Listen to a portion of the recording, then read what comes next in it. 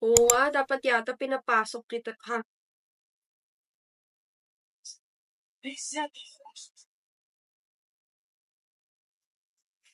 Nanlalamig na rin ako. Oh my God. Oh my God, hindi to totoo. Hindi to totoo. Teka lang. Hindi to totoo. Hindi to totoo. Oh my gosh, hindi to totoo. Hindi to totoo. Okay. 53 minutes before entering sa Bangkok queue at currently status dito sa aking SM ticket sa Manila, 1% pa lang. Di pa ako nakakapasok sa mismo queue.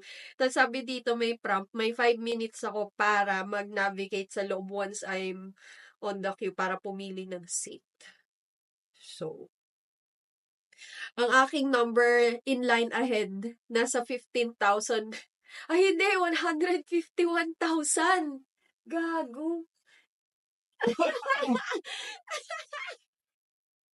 Gumagalaw na daw yung tao yung sa Singapore.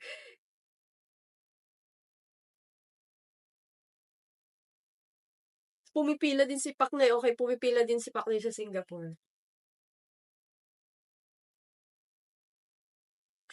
Okay. I'll update once na nakapasok na tayo. Diyos ko, parang wala namang pag-asa tong 155 na to. Bangkok at Jakarta. Magkasabay pala ng time zone to sila.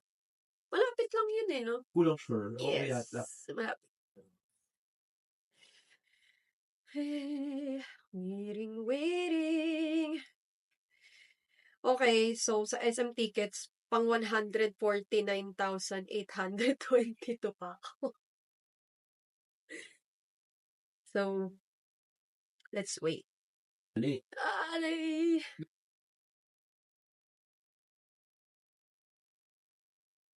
%2 na ako sa Manila.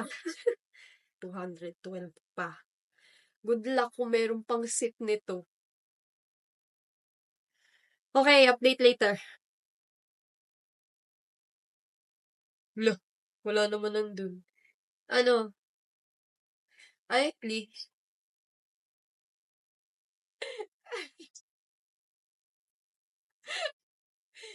Wait lang, asa na ba yung sa Weavers ko? But incorrect. Hoy, nag-renew ko. Ano tayo, Sunday? Wala, Ano yan, Jakarta, Mon? Hindi, sa Bangkok.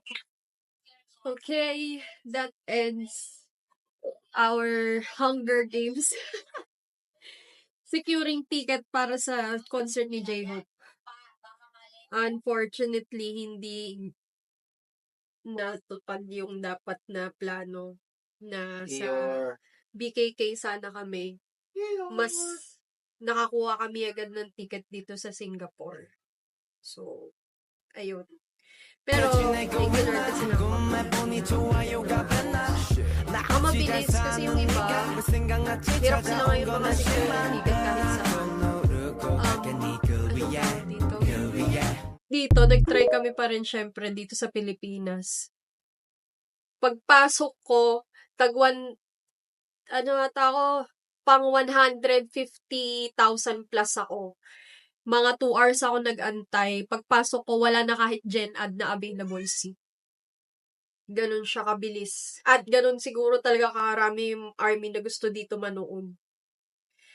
And, doon naman sa Bangkok, may problema na parang nakakapasok ka tapos hindi ka nakakapili nung kung ilan yung quantity. Ayaw niya mag-proceed agad. Pero kahit papano, marami pang seats. Marami pang available na ticket. Pakita ko sa inyo. See you on April, Hobie! Say hello to my vlog! Ayan, sabi ko, ito na ang ating ticket under my name. Tapos, ang nakakatawa pa doon, hindi ko na-register yung membership ko. Ang nakasecure sa akin yung mga kapatid ko. Ang na-register ko lang pala Manila. Akala ko isa lang yun. At nung ano pala, sa Jakarta, sa Bangkok, sa Singapore. Yun lang yung na ano ko. Kasi ang plano naman, primary, syempre gusto namin Pilipinas para hindi na magagasa sa accommodation.